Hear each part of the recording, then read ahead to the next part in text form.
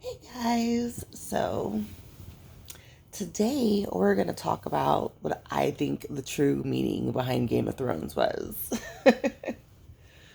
So we all got caught up on Game of Thrones. We all loved that. You know why we all loved it? It's because it's us. It's the cycle that's always happened. They literally started it off with showing that, their world goes on a cycle. Everything repeats over and over again. It is what it is, and especially with certain bloodlines. So, pretty much, what we saw happen in Game of Thrones is there was the war of the kings. All of these men who wanted power, but none of them actually truly were kingly. Fully. Like Stannis had no heart. You know, Stannis was willing to sacrifice his own damn daughter to try to get power. Joffrey, no words need even be said. Who else do we have? We had Renly, who, he could have been a good king. He's very, but he was just a spoiled rich kid at the end of the day. He didn't actually know, like, he wouldn't have been any use in the actual, battle against the White Walkers or against Daenerys. Same with all of these little false kings. Like, none of you guys actually had any real power. There really are only two major powers that's just the battles of men. And men are nothing in the grand scheme of things. The real powers were the divine feminine, which you saw in Daenerys and in the Targaryen bloodline, and you had the White Walkers, and that's more so the divine masculine. So both of those have been butchered because it's TV. We need to make them look scary because the powers that be, whatever they want, they all to look scary on both sides. It's like, no, you don't want either one of them to come. It's going to be the end of the world. No, it's the end of your world. It's the end of what happened when you led things. And at the end of the day, we were all kind of lightweight mad because after all the destruction, it was very anticlimactic. And we're like, what the fuck? What do you mean? What does that mean? It means that, you know, the toxic I don't like to use toxic masculinity. The toxic patriarchy is dead and gone. All those kings died. All the false kings died. The cold-hearted king was pushed back by the fiery queen. It is the age of women. It is the age of the divine feminine.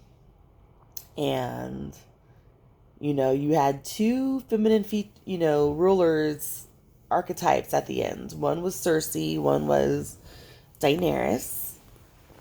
And we all knew Cersei was about, destruction. She didn't actually give a fuck about the people. She would do anything to just keep herself, you know, in power. And frankly, that is this false feminism movement. They're trying real hard to get in power right now. They think that if they can get on top, that would equate the true shift that is happening. That is not the true shift that is happening. They will be taken down. So don't get off the whole, this feminism's toxic. They hate men. Let them do what they do. They made their choice. Let them lie in that bed. I'm lying in my bed. I made this bed. And I'm smiling in it. And, yeah, you know, don't be afraid of the divine feminine. And at the end of the day, when the magical age is over, man defeated. Well, he's even fully man though. So the demigod really uh, did defeat the divine feminine, but then he went off to go and be a legend in himself. At the end of the day, the cycle just repeats. Yes, there is mass destruction. Yes, there is no denying it. Yes, Judgment Day came, and those who did not bow to the true queen were burnt.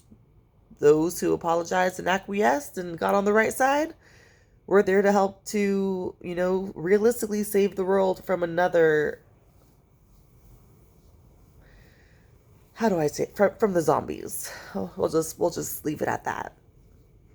But yeah. So, here's the thing is when it came to Daenerys, yes, they made her look scary at the end, but she had been through so much trauma. Like, you got to realize, at some point, all of that trauma's got to, it boils over. And what John didn't realize was that, yes, like, she may have been his aunt. We all got caught up on that, but they were twin flames. They were soulmates. They were equals, truly. And they would have brought in a completely different age, but man was scared. Man listened to other man, and got distracted. Just because, so I'm not sitting here and condoning incest. I'm not, especially not the whole Cersei and Jaime kind of incest. Like, that's not what this is about. It is about, staying, when you choose to recombine in your particular tree of life, your origin tree, you get a different ending. You get one that's done of love and of respect. It truly would have been a whole different world. But because, man did not choose to combine back with his tree of life, neither one of them actually ended up ruling. You got a different ending. You got another set of democracy. So, and that's because you had to sit there and keep other archetypes like what's his name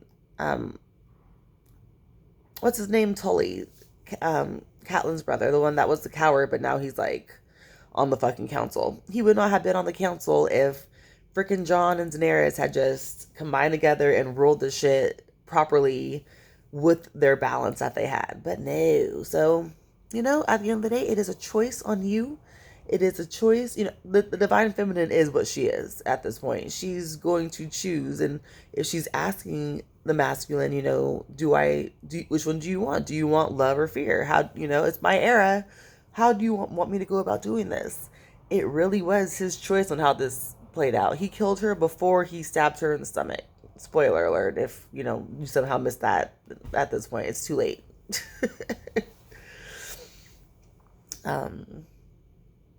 Yeah. So make your decision. If you choose Daenerys, you feel like, yeah, she's got some fire in her, she's got some magic in her, but with the right energy, the right balance, based on the way it had been for, generations and centuries before this group came in, maybe there was some wisdom in that. So, I know I said I wasn't going to make a video today, but that's today's video, so deal with it. I can change my mind. I oscillate it is what I do. So, bye.